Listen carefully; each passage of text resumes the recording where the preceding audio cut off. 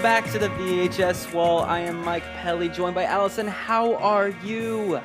I'm okay. How are you? I am good. I'm excited to review this movie. I bet you are. You know how much I like the barking remix theme songs in movies. As do I. Yes, those are good. Well, welcome back, motherfuckers. We haven't talked to you in a while. It's our last review was Heavyweights. Was that what we did last time? Yeah, it was a while ago. Was it like a month ago? Yeah. We've been up to our Halloween shenanigans. I feel like the October busy bug. Busy bug. Yeah. We decided to do this very special Halloween edition of the VHS Wall. And a lot of you might not think this is a good Halloween movie. I personally do. Yeah, I wouldn't totally categorize it as Halloween, but it's a goofy, spooky movie, so it works. Yeah, it works because there's literally a part in the middle of the movie where Tom Hanks is flipping through channels and watching some of the most intense scenes from horror movies. Oh yeah. and then he goes right to have a nightmare sequence, but we'll get into that.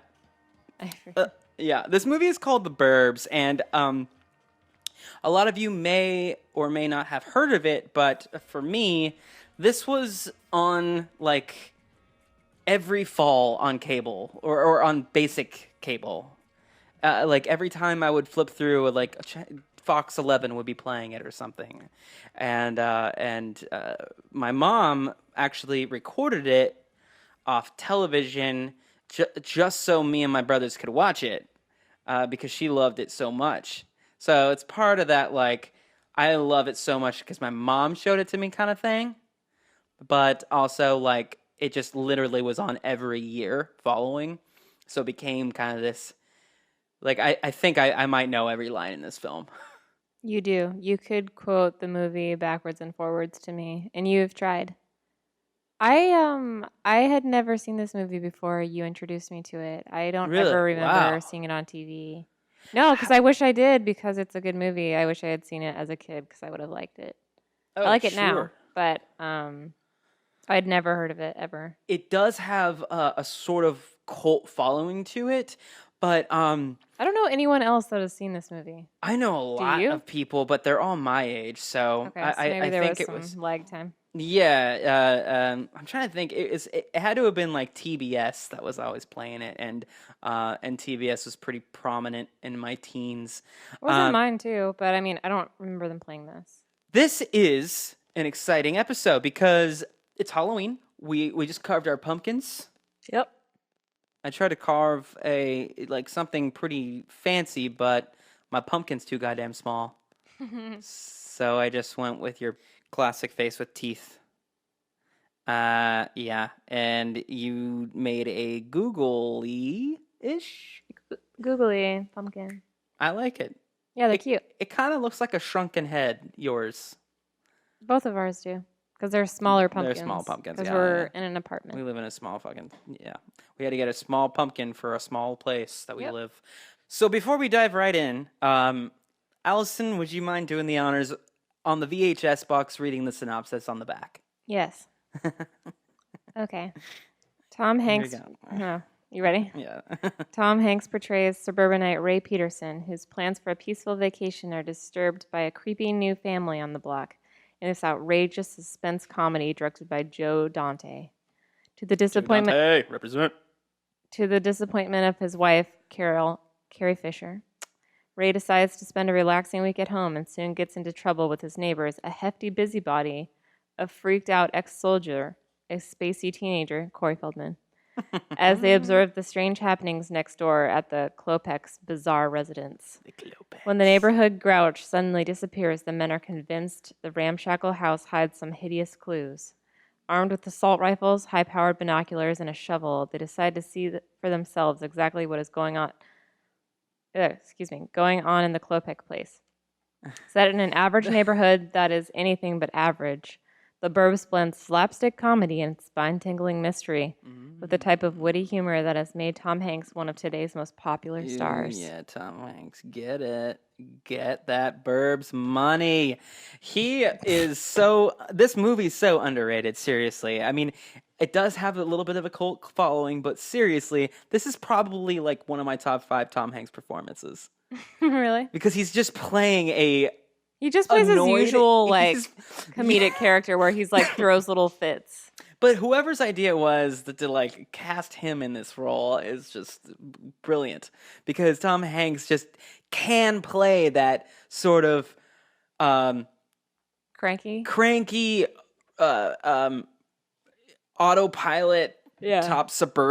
type suburban character, and God, he nails it. Okay, so this movie starts out right away. It's really cool with the panning into the Universal logo.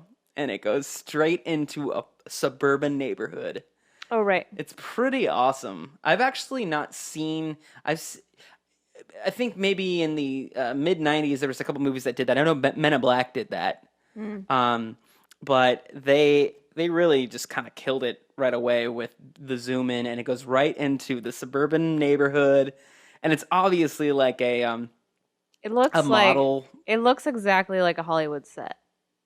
Oh, yeah. Well, this was filmed at Universal. So. I know, but they didn't try. I feel like they didn't even try to make it not look like a set. Yeah. Because it goes into their cul-de-sac where the movie is going to take place in. Right. And the cul-de-sac looks like the houses are just like propped up. Yeah. If you attended Universal Studios in, the 90s, going on the tram ride, they would take you through this neighborhood that it's like a full set neighborhood that they would use for movies and TV shows. Like, for example, the house that the evil neighbors live at. I was gonna say the Munchkins house. Monsters. No. Munsters. The Munsters. Munsters. That's a mix of Munchkins and Monsters. Munsters house. And so they filmed that there, a bunch of stuff there. But if you went on the tram ride in the 90s at Universal Studios, you'll be able to see the house that they shot and the street that they shot the Burbs. And so that's maybe another reason why I just love it, because I feel like I was there myself. I don't think they really did anything to the house to make it different in this movie. Yeah, it just kind of looks it's exactly the same. It's in color this time, but I imagine it to be the same. Right. I haven't watched that show since I was a kid, but anyway. Starting off, you show up and you're hearing weird noises at the spooky house, and Tom Hanks comes out of his house looking like he's gonna go knock on the neighbor's door because they're making a bunch of a racket. There's like this weird sound coming from the basement. And I don't know. I love this. And my mom would always just crack up right at the very beginning of this when he would just take one step over into their lawn, and immediately it's just this really dramatic, like, oh yeah, gusts of wind and like leaves and everything. And apparently all the other neighbors are like looking out their windows watching this happen.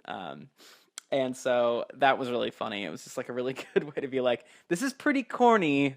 There's like flashing lightning and then lights from the basement casting shadows.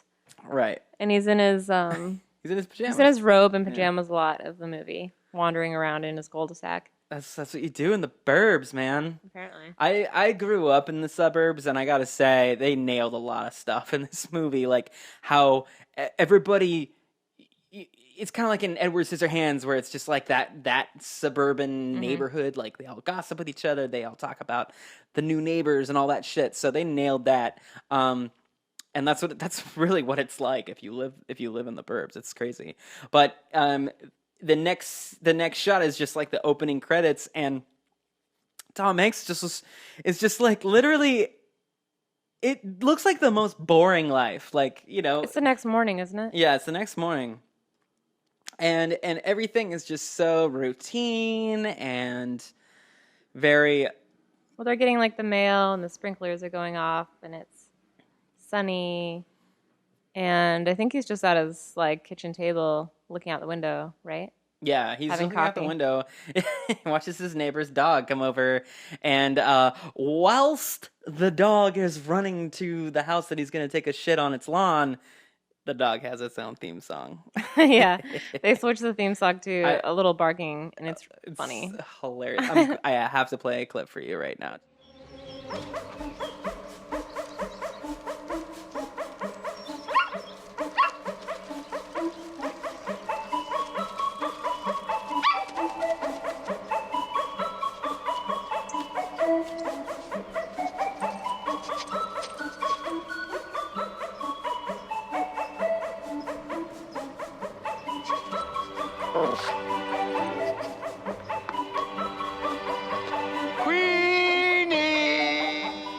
So there's a bunch of rumors going on right now about the new neighbors. Before they show that, they introduced the old guy that's living at the very end of the cul-de-sac. The Queenie is his dog. Yeah, he's His an name's older guy with a Walter. toupee who lets his Walter. dog go shit on the neighbor's lawn. Doesn't he? At one point, he says He trains her to do that. he trains his dog. It's very rude. That's fucking rude. It's super rude. Can you imagine? No. What would you do? Tom Hanks thought it was funny. It wasn't his funny. yard. Because Carrie Fisher is just like, oh, good job, babe. You're watching a dog take a shit on a yard. That's good for you. And so I don't know, but Walter becomes a pivotal part of the story because the entire thing kind of revolves around him becoming a missing man. I don't even think he has any lines besides, come on, Queenie, that lawn needed fertilizing anyway. Yeah. It's like his I think that was it, his maybe. only line, which I love that. I love that, like, he's like pivotal to the story. He's the reason why the neighbors all wanted to find out if the new neighbors killed him. But we'll get into that. So it shows him, and then the fat guy is trying to shoot a crow in the backyard. He's the goofy. He's kind of like not a sidekick to Tom Hanks, but like the goofy neighbor that's pushing him to do stuff. Right. And he's really obnoxious, and he talks a lot, and he's constantly eating. He is eating up. He eats their entire fridge. Their pretty entire much. He goddamn invites fridge. himself to breakfast, and then takes out their leftovers and a pineapple. Well, first Tom Hanks comes outside and he's just like, Art, what the fuck are you doing? You're shooting. He almost shoots him in the head. He's trying to shoot crows He's down. reckless. And then Art, that's the name of this character. He's like, what are you guys doing? Are you eating in there? Even though he just almost shot off his Tom Hanks. Yeah, he's kind of like a grown-up fat kid. But that's when it gets right into, like, he's talking to Tom Hanks about the psycho neighbors that moved in next door, and they're all only really suspicious of them because they never come out of their house. And they make spooky sounds. And so that's where you get the gist of the neighbors being... Well, they're all, like, spreading rumors to each other. Small right, exactly. Like you do rumors. in the Burbs. Yeah, exactly. So next thing that happens is Tom Hanks and Art go outside and they're like hanging around. By the way, Tom Hanks, it's a big deal that Tom Hanks is on vacation right now from work. Yeah, but he doesn't want to go to the lake Mm-mm. because he just wants to spend quiet time at home. Carrie Fisher wants to take him and like have a nice vacation. But she like wants him to get off his ass and go do something because he's just sitting around in his pajamas and like drinking beer. Yeah, he's like, maybe I'll drink all day. a couple of hundred beers first and listen to the ball game. But then he takes it upon himself to figure out the new neighbors. That's what he's gonna do the rest of the week. He doesn't know that at this point, though. I mean, right now, him and Art are just outside talking about what they're going to do that day, and immediately Art is just like, let's go to the deli and go eat more. And Tom Hanks is like, I'm thinking of getting an electric garage door opener, just like Really this mundane. is so boring. Boring shit. And that's how he wants to spend his vacation. So, whatever. Immediately, one of the creepy neighbors comes out of their house. And Art was like, the neighbor came out and Art was just like, hey, Tom Hanks, Tom Hanks' name is Ray. I'll give him their real name. So Art and Ray are talking. The guy's out there and they're watching him. And Art is saying, hey, Ray, go talk to him. He's probably gonna borrow some pepper or something one day. Like, you gotta talk to him. Or he's gonna go inside his house. He goes inside his house. They miss their opportunity, and then that's when Art just starts making fun of him. At one point, he says, you look like a chicken in front of your son. Oh, yeah. He wanted to prove himself as a man. As a man in front of his child. By ringing a doorbell. No. Just walking up to a neighbor while he was still out. And they didn't do it. Oh, yeah. So anyway, then they go up to go ring the doorbell. They go up. And bees attack them. Yeah, and all the neighbors are watching this happen, mind you. And bees, and then you're introduced to the soldier, the ex-military, whatever guy that lives across the street. And that's played by Oscar winner Bruce Dern. And I love him in this. He's great. He's Rumsfeld. He's good. That and his wife, who's like, trophy wife, but she's sweet, and she's always in like little negligees and furry. Yeah, she looks like a fucking like 80s Playboy bunny. Yeah, she's like a trophy wife, but she's sweet. Her hair is insane. You haven't talked about Corey Feldman yet. I feel like he's kind of like the audience role. Yeah, because he is supposed to be like the audience because he's watching the rest of the neighbors and then narrating a little, not narrating, but he like is telling all his friends to come over and watch the neighborhood because he's like, I love my neighborhood. And he's supposed to be like a goofy, gotta love this street, goofy teen who's just like watching it all for entertainment. This is like around the time where he did, he voiced one of the Ninja Turtles. He was a little like Michael Jackson-y in this. He still had, remember when he went through a phase where like he dressed a lot like Michael Jackson? I'm pretty sure. I think anyway, no, there's a lot of kids that did that. Corey Feldman is introduced as pretty much Corey Feldman with really long hair. Yeah.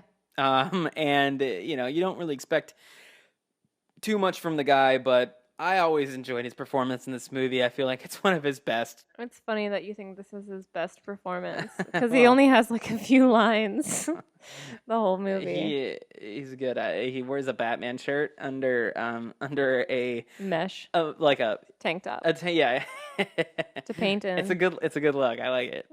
So back to Tom Hanks and Art trying to go over. They try to go to the neighbor's house. They knock on the door. The address turns to 666, and then the fucking bees come and attack. And they're just like, at this point now, it's like something's up with this fucking spooky house. So now the ex-military guy wants to join in too. Ooh, yeah, they're all getting kind of suspicious and wanting to like investigate. But Tom Hanks is being really optimistic. He's not at this point really wanting to be a part of that. Because he seems to be like the mature one, and Rumsfeld and Art seem to be like the little boys on the street. Kind of. I mean, they're like, the joke throughout the movie is that they all act like little boys. Not Tom Hanks. No, he is, though. He throws little tantrums. He throws his, like, Tom Hanks tantrums. Well, they still look to Tom Hanks as, like, he's like the leader boy of the street. So it's very, like, what I remember about growing up in a suburban neighborhood where there was, like, the main kid on the block, and everybody would want to go hang out with him, kind of thing, because he was maybe more mature or something. But anyway. Next thing is Tom Hanks and Carrie Fisher are having a little argument. Tom Hanks decides to get some air. This is later at night, and walk the dog around the block. And then that's when he runs into Art and Corey Feldman. Art has this spiel about the mass murderer or the guy who murdered his whole family. Oh, the old at the old soda fountain. Wives' Tale. Yeah. I remember being creeped out by that story when I was younger. I was like, "Oh, that's kind of fucked up." Wasn't it a story about someone killing people and then like eating them or like serving them? Yeah, just because this is a Halloween special, what I'm going to do is I'm going to actually play the clip of him telling this story. It's a little lengthy, but it's good. It's very of the season. It's a creepy story. Here you go. You know, it was a night just like this that it happened. What happened, Mr. Weingartner? Oh, it was a long time ago, Ricky. Hinkley Hills was a lot smaller then. Safer, too. You never had to lock your doors. Everybody knew everybody. I must have been maybe, 9, 10 years old. You know where the big mall is? Well, there used to be a big drugstore down on the corner there. It had a big soda fountain in it. You remember that? Yeah. Yeah, the guy who ran it was a rotund guy, had glasses. His name was Skip. Lived over in Elm, had a wife, a couple kids, you know, not too sharp. I mean, hey, the guy's 40 years old, he's wearing a paper hat, and he's making cherry cokes. It's a cinch he's not running for governor, right? Anyway, it got hot that summer. I remember it got real hot. It was sweltering. You know that heat where your underwear sweats and it crawls up the... Anyway, it's hot, okay? And they start smelling this really vile stench over on Elm, and they figure it's coming from Skip's place. And no one wants to say anything. I mean, what do? Go knock on the guy's door? Hi, your house stinks? So people are trying to ignore it, right? They're trying to pretend that it isn't happening. And you know those pine things? They're trying to cover up with those pine things that you put in cars. People are hanging those on their porches. Oh, you think that's funny, Ricky? Well, yeah. Well, yeah? Let me tell you what happened next, okay? The state health inspector shows up. They go over, they talk to Skip. He says he's got a sump pump problem. They leave. Hey, the guy's got a little sewer problem. He says he'll look after it. Everything's okay, right? Wrong. A couple hours later, there's smoke pouring out of the windows of Skip's house. The firemen show up. They go into Skip's house. You know what they find? What? Skip's family. Dead. Murdered. By Skip. Weeks earlier. With an ice pick. Yeah. The guy killed his whole family. With an ice pick. Yeah. Yeah, just put him in the cool basement, covered him up with a sheet, and went back to making ice cream treats for the townsfolk. Only thing, Skip didn't count on there being a big heat wave that summer. You know what that was that all those people were smelling over on Elm, Ricky? What? Skip's family's bodies decomposing in the summer heat. Yeah, apparently one day Skip just made one too many lemon phosphates. El Snapo. I remember that. I remember hearing about that when I was a kid. They tore down the soda fountain that fall. You know, these towns are full of those kind of stories. Sometimes they're happening right under your nose. And that story actually used to freak me out. It did. So, I mean, I don't know. Maybe the whole, like, bodies decomposing in the summer heat type thing and killing with his whole family with an ice pick. He goes over to Tom Hanks's house. He's knocking on the window, and they're trying to watch Jeopardy. Remember? Oh yeah. He's like, "Come outside, come outside." Yeah. And they go outside, and they meet up with Rumsfeld across the street, and he has like his night vision goggles. Oh yeah. They're spying on the Klopeks, and one of the Klopeks come out of their house with garbage. They roll their car out to the curb with no to the lights garbage on. can. Take the trash out and then like stomp it down with like a tamping hoe. And then like there's organ music playing and like And there's a storm and It's pretty funny. It's comedic amazing. because the guy that they keep showing is this like gangly redheaded teenager with big fake like hillbilly teeth in and like Ugh, it small looks pretty clothes, gross. like lederhosen. Well, later that are, like, Rumsfeld really calls him short. Pinocchio. Yeah, and he just looks really fucking goofy. And he's the main one that you've seen so far. Real quick, I gotta play. I'm just gonna play really quick. As soon as he does it, he stomps the garbage into the garbage can. Here's what Tom Hanks says right when that happens. I've never seen that. I've never seen anybody drive their garbage down to the street and then bang the hell out of it with a stick. I've never seen that. Love that. So then it goes over into the next day where they find the dog and also right before they find the dog, they decide to stop the garbage man.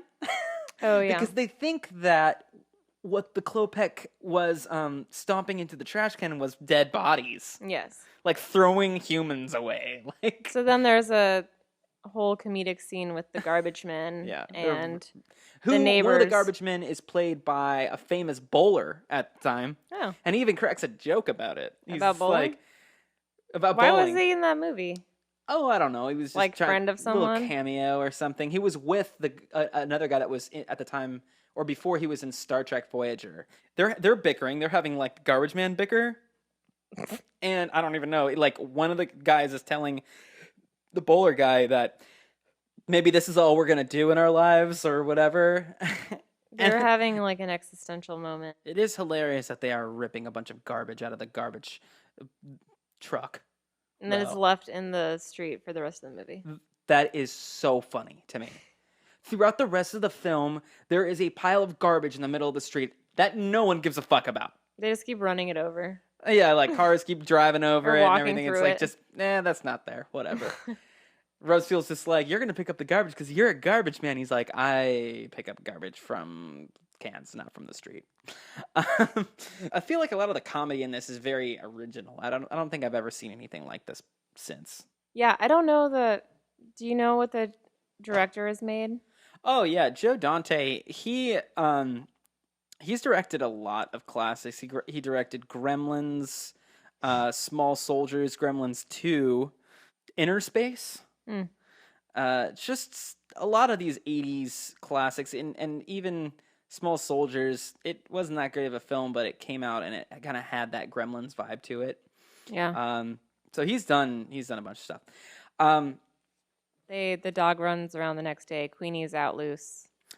Yeah, the next day. Well, the next day, And they discover he's gone. The old man's gone.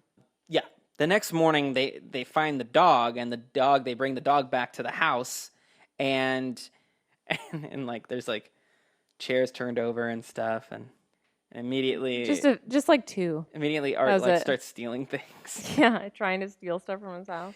Yeah, Art's character is just one of those, like, I don't know if they'd be a friend, but those guys that just make themselves really comfortable in your house or just don't don't have a lot of social cues. No, not at all.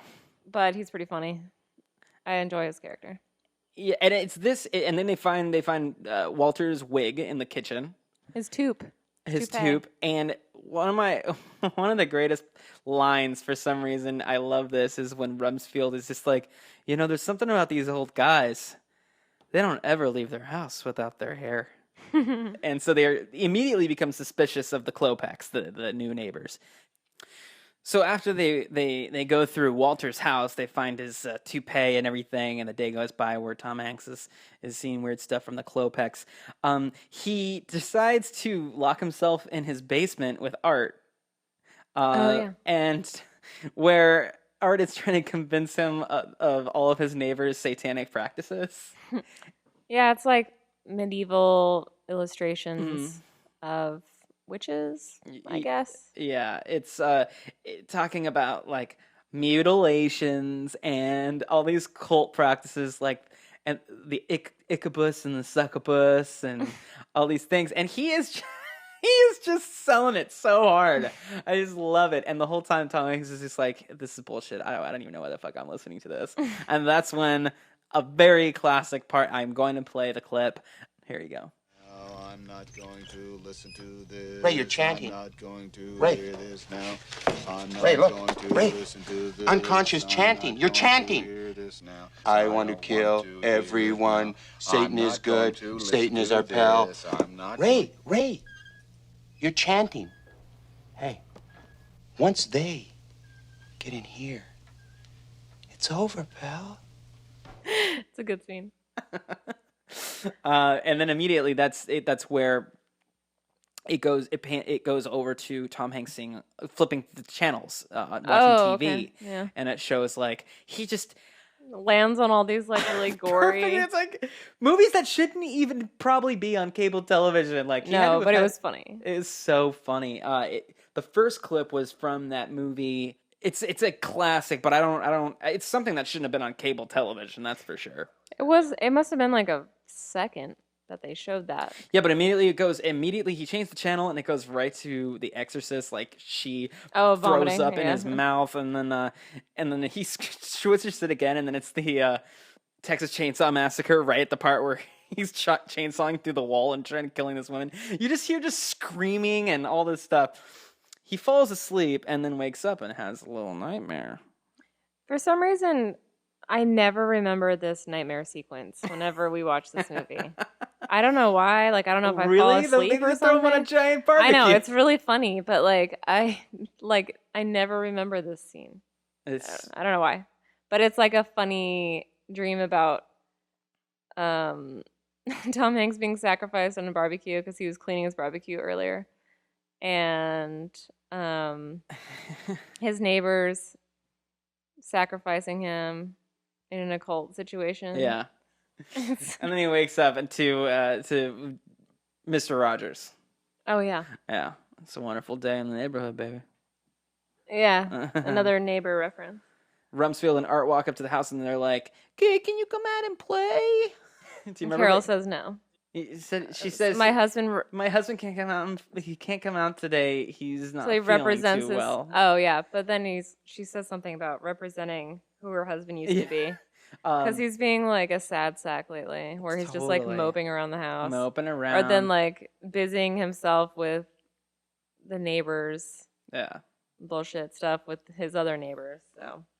So she's always like giving him shit. She's like, "Can you go do something? Do you want to go to the lake? Do something on your vacation?" And he's just moping around the house. He's like, she's great. She's great in this movie. Carrie Fisher is great in this movie. She looks great. She's like a fun wife character. Mm-hmm. And apparently at this time she was, according to herself, at this point in time in her life, she was heavy into drugs. Oh, really? Mm-hmm. And it just doesn't come through in this movie at all. I feel like she seems perfectly healthy and good to go. She's great. So the next scene is Tom Hanks is lounging in the backyard, sleeping. And meanwhile, Rumsfeld and Art they wrote a note and ding dong ditched the Klopex. And seriously, what did it say? I don't remember. I know what you've done. Oh yeah. And like the movie is seriously depicting these two guys as like little boys. Being really immature. I guess because we forgot to explain that they are now assuming that the Klopex have kidnapped and killed the old man. By this point, yeah. I mean, only by looking at Walter's house, like a chair was turned over and he left his hair there. His coop and his dog. Well, except here's the real part that pushes him over the edge. Just Art runs over and he's just like, "Hey, Tom Hanks, guess what? We put a note on the door and then we ran." And it's really pissed off. He starts crunching beer cans over his head and shit like that. He's like, "Why'd you do that? Like, they're going to think it was me." And so that's when the dog, like, brings them a bone that he dug up from the fence. And it's a human femur. Bone. And then they go, "Ah," and the camera zooms in and out. That is so good. Just super goofy. So great. At the same time, at that point, that's when they're just like, okay, these guys are evil. Like, they're murdering. They've already taken care of Walter. They're going to take us next. And then the wives at this time are like, "We've had enough of our husbands being chill out. Let's children. Go over there and hang and meet. Let's just be adults and go say hello and introduce ourselves." So they all march over, the wives Cancel and the husbands, damn brownies, to go meet the Klopex. And Rumsfeld's like falling in all the holes on their porch. Oh yeah, because their house is falling apart. It's decrepit. Now this scene is so good. They're all sitting down inside the Klopex house, all looking at at each other. All you could hear is like a clock in the background. Ticking. One of them offers Tom Hanks a sardine. Ew, it was like the awkward teenager invites them in. And everyone's really quiet, and he doesn't really talk, and he offers everyone cans of sardines with pretzels, and they make Tom Hanks eat it to be polite, and it's just like mouth sounds for like a minute. The ADR on it is like jacked squishy, to 9. Squishy mouth sounds, and it's so gross. It's so good. And then this little troll man comes out with goofy hair. Comes out. You know who he looked like the whole time? I don't remember what it was called, but it was one of the claymation 60s, 70s Christmas shorts movies. And there was one where it was like a cranky soldier Santa man. I don't know. Oh, yeah. Do you know what I'm talking about? Yeah. It's the Santa Claus claymation one, and he looks like... Or it's like the history of Mr. Santa. Winter or something. Oh, no, the Burgermeister. He looks like the Burgermeister. Yes. That's exactly what he looks like. That's I'm glad you knew what I was talking about. Anyway, he's supposed to be one of the owners of the house, and he's very grumpy and doesn't say much, but he allows all these people into his house, and some of them are trying to make small talk, and then the ex-soldier is trying to interrogate him, which is really rude because he just like barged into his house and is Starts interrogating ripping him. off their wallpaper. Yeah, like fucking with their house the whole time. He's constantly in the background, like just rummaging through all their shit. It's so rude. It's super rude, and the guy doesn't do anything. He just has a frowny face and he's just watching everyone. And here's the other thing I love about this movie is that it doesn't quite let the viewer know that the Klopeks are killers. Until it isn't until the end where you find out exactly what the situation is. So I like how it's literally throughout the whole movie. It's pretty much a mystery. You don't know. It's a toss up. Yeah, they're just supposed to be bizarre. Right. So anyway, Bizarre but suspicious. Tom Hanks tries to go to the bathroom and lets this big giant dog out. The dog goes in the backyard, and Art was like snooping around in the backyard, and oh yeah, he wasn't invited, so he snuck in their backyard while everyone was in the house. What does one of the Klopeks say when they see him? They're just like, "Oh, is that another neighbor?" And then one of the Klopeks says, "Like, yeah, it's a fat one." Oh, him. Yes, I thought you were saying like the friends say that. Anyway. They go over back to Tom Hanks' house, convince the wives that they're over it. Then that's when Tom Hanks is like, "Guys, I found Walter's toupee in their house. They fucking did it. Yeah. We gotta Burbs the shit out of them." So they plan this like elaborate scheme to pretty much convince the wives to go home or go away or something. Like he tells Carrie Fisher to go to the lake or something. Oh yeah. And then they wait for they meet a different small man, the third Klopek, and he says he's a doctor and a painter. Mm-hmm. But it says they're going to be gone the next day. Yeah, and he mentioned something about being gone the next day, so they all wait for the three odd men to leave. They plan to break into the Klopek's house after the wives go and the away. yard. And they want to look in the yard. They want to dig up the backyard because I think Ray saw them digging one night.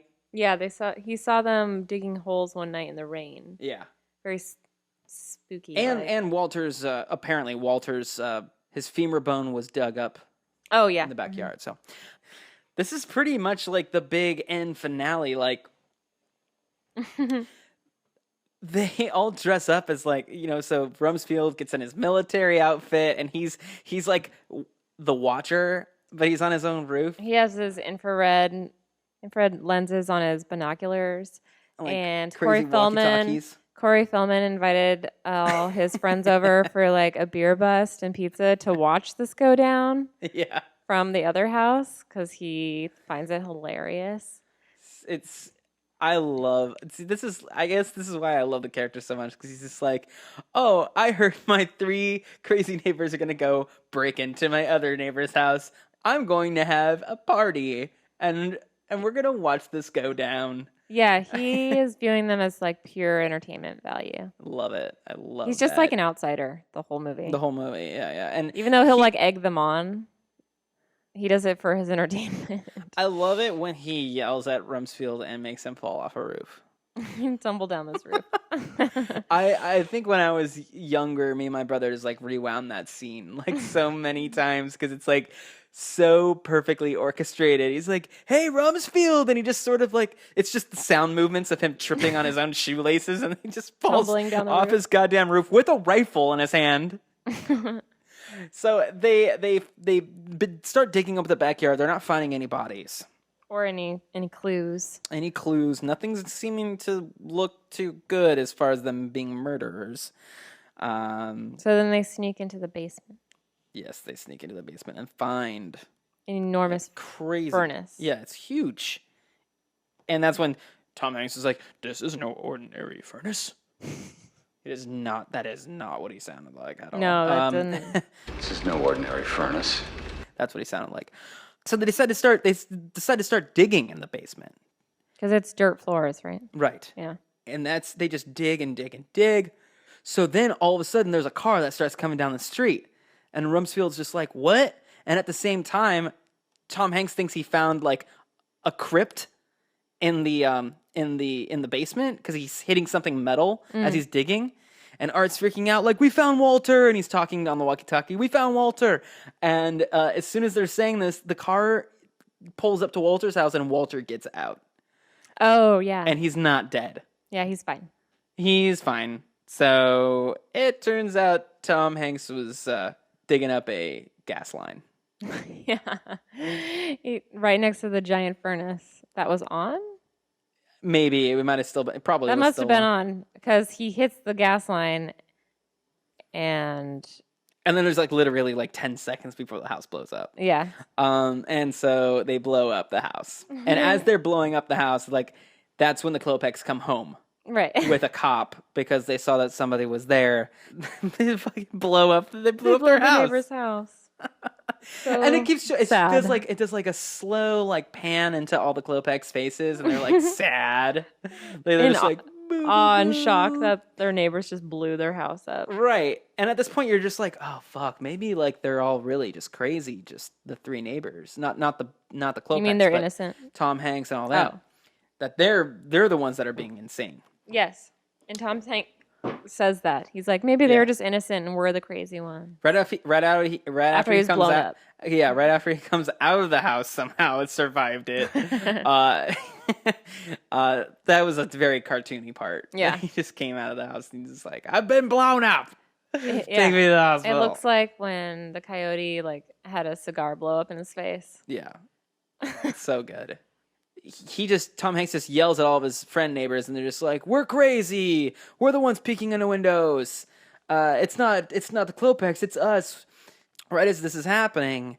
When the cop is like talking to the Klopeks neighbor. By this time, it's like an entire crime scene now. Yeah, and all the neighbors are out checking out the scene, and Tom Hanks is having a tantrum because he's like, I just want a vacation. But Tom Hanks throws his tantrum, and he throws himself into the ambulance. He puts himself in there, even though he's totally fine, he says. And no one's paying attention to him, so he's like, I'm just going to go to the hospital. He's being a whiny baby to his wife, and she's like always over him. She's like, okay. She's bye. like, yeah, I guess I'll meet you there. He's like, okay. And as soon as the doors close, one of the Klopeks gets in. Yep, with a giant antique syringe. Oh, that's so glass. old. And he's just like, I know you saw one of my skulls. I know that you know. He's shaking a syringe at him. Yes, and then the teenager steals the ambulance and they're Gets in the car driving and crazily through the neighborhood. It's so running into obvious. houses. It's and so like, obvious. Why didn't driving he like just a drunk? Yeah. Well, maybe he didn't. He couldn't probably- casually drive because Tom Hanks started grabbing him and making. Yeah. him So then he was like Tom Hanks was choking him with one hand. So they ended up crashing right into Art's front door. right into Art's house. Like right through the door. The music is just pumping and like they're rolling down the street, and they hit a car. They hit the Klopeks car, and the trunk opens up. And just packed full of skeletons. Packed full of bones and It's the big skulls. reveal. Apparently, they killed the Spooky. neighbors that lived at the house before they moved in. Yes, and that was mentioned prior. That was a hypothesis of what happened to the neighbors. Yeah, that was what they were thinking So all along. all is revealed. It turns out that they were right, and that's pretty much it. The news crews all start showing up. The pizza dude showed up. Pizza dude. For Corey. Goddamn Corey. And then the ending line. God, I love this street. That's right. Breaking fourth wall, telling the audience. Yep. Taking care of us Yep. throughout the whole movie. Yeah. Just making sure that we're good. So then it zooms out of the world. Out of the neighborhood, out of the world. And credits roll. Love this movie. I think it's so fun. It's not too long. I think it's a gem. It is a gem. It's a treasure. Allison, do you recommend The Burbs? Yes, absolutely. I wish I had seen it when I was younger. Me too, man. I only saw it when you first showed it to me. And you said that you first heard of it too when I showed it to you. Yeah. Wow. Yeah, absolutely. I recommend this. Especially watch it now. Like watch it while it's still fall time. It even takes place in that sort of like fallish time. And it feels great for this time of season. It's funny, it's scary-ish, and it's got Tom Hanks just playing himself, and you love him when he's playing himself. Tommy. His comedic self. Yeah. Tom Hanks is like a father to all of us on the screen, like a screen father, a screen daddy. Daddy Hanks. Dad Hanks. And Papa Hanks. Very good. Well, thank you for joining us, listening to us. Hey, listen up. We are part of the Hard to Find Media Network channel. You can just go to youtube.com/Hard to Find Media Network. And then also on iTunes. Check us out there. Subscribe to us. And we'll keep pumping out these babbles for you. Yeah. Not sure what we're going to review next week, but stay tuned and we'll let you know. Happy Halloween. Happy Halloween, everybody. Bye. Bye.